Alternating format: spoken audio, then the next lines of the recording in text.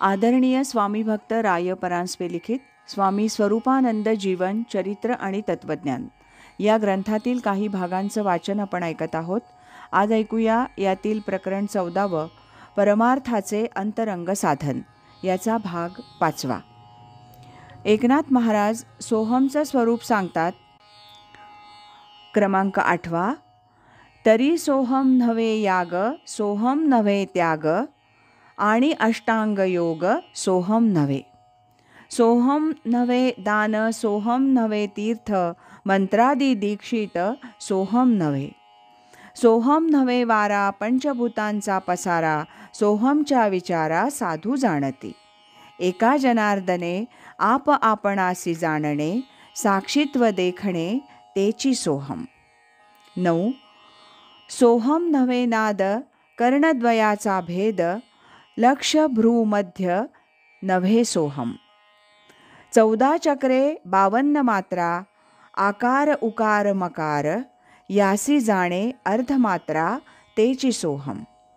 21 सहस्र साशत, हे अवघेची मारुत, त्यासी सोहम म्हणत ते नाडिले. एका जनार्दन सोहम नोहे पवन, पवनाचे वर्तन सोहम सत्ता. 10. एका जनार्दनी तुर्या, सोहम ते दैवी माया, साक्षीत्वे जाण असे श्रोतिया सांगितले. 11. अभ्यासी द्रष्टा आटला, अहम सोहमचा घोट भरला, साक्षीत्व देखोनी विराला वस्तू माझी. जो जो वस्तू झाला केवळ, तेची अंतःकरण निश्चळ, त्रिगुणाची तळमळ हारपोनी गेली. हारपले ब्रह्मांड, हारपले पिंड, वस्तू झाला अखंड, त्यासी वेळ नाही. एका जनार्दनी जाण, द्वैत गेले मावळोन, मग वस्तूची परिपूर्ण भरली असे. या देहा अमंगळा, पासून आत्मा वेगळा, ऐसा ज्ञानाचा डोळा प्रत्यक्ष दिसे.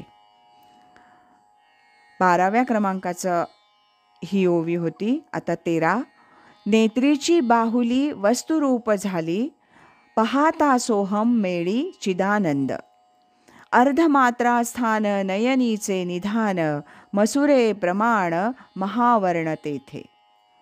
सुषुम्ना कुंडलिनी कासिया सांगती, नयनीच निश्चिती बिंदुरूप.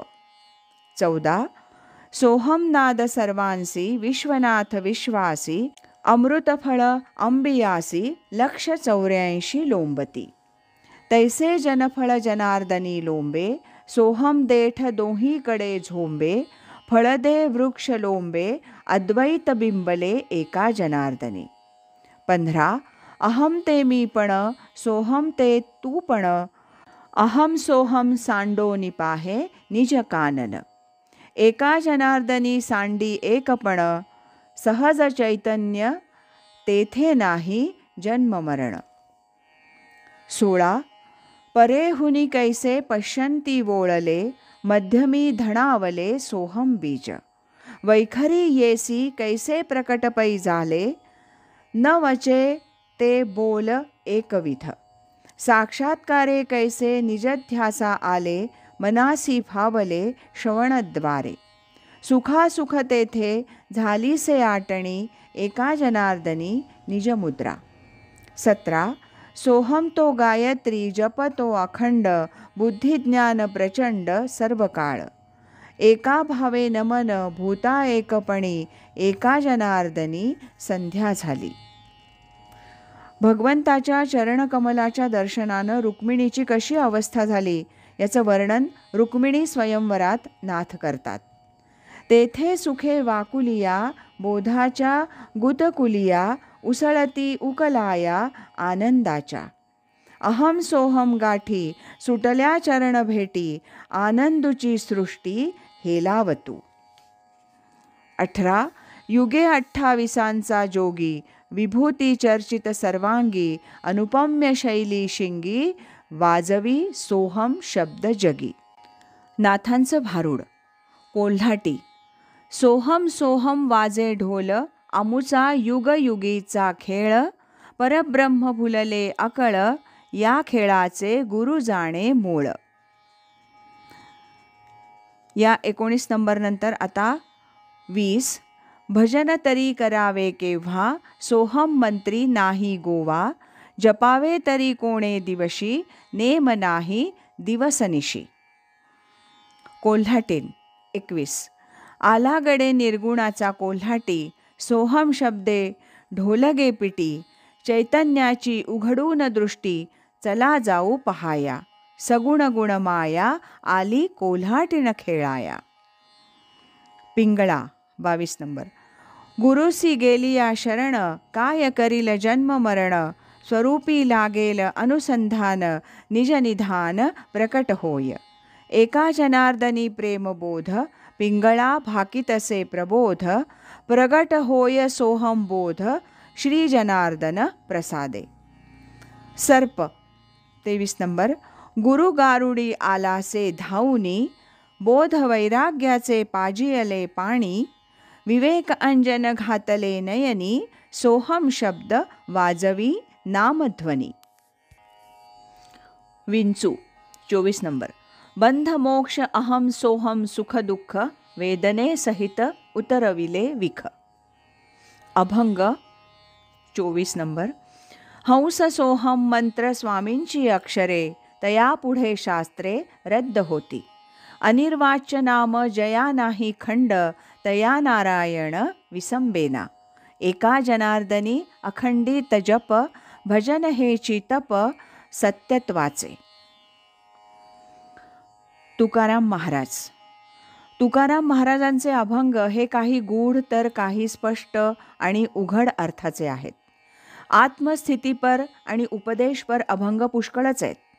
अधिकार तैसा करू उपदेश, साहे ओझे त्यास तेची देऊ, हे त्यांच्या उपदेशाचं सूत्र आहे.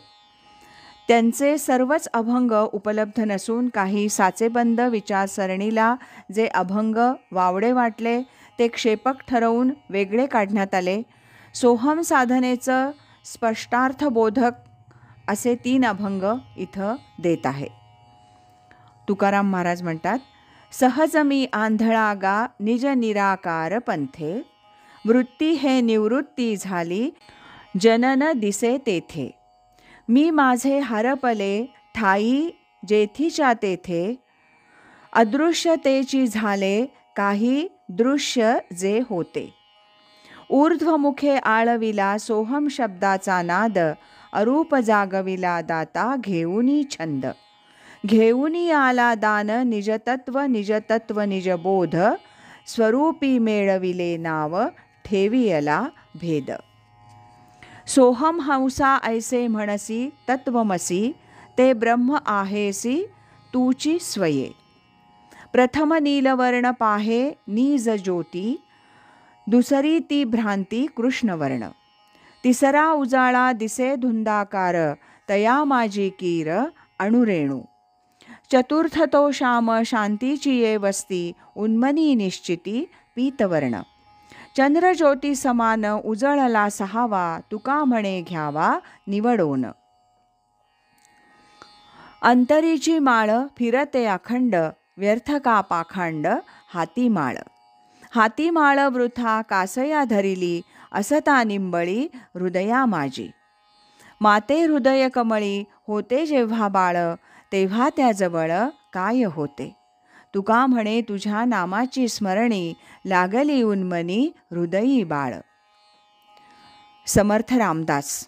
समर्थांनी दासबोधामध्ये सोहम साधनेचं विस्तृत विवेचन केलंय आणि त्यासंबंधी मागे विवेचन आलेलंच आहे.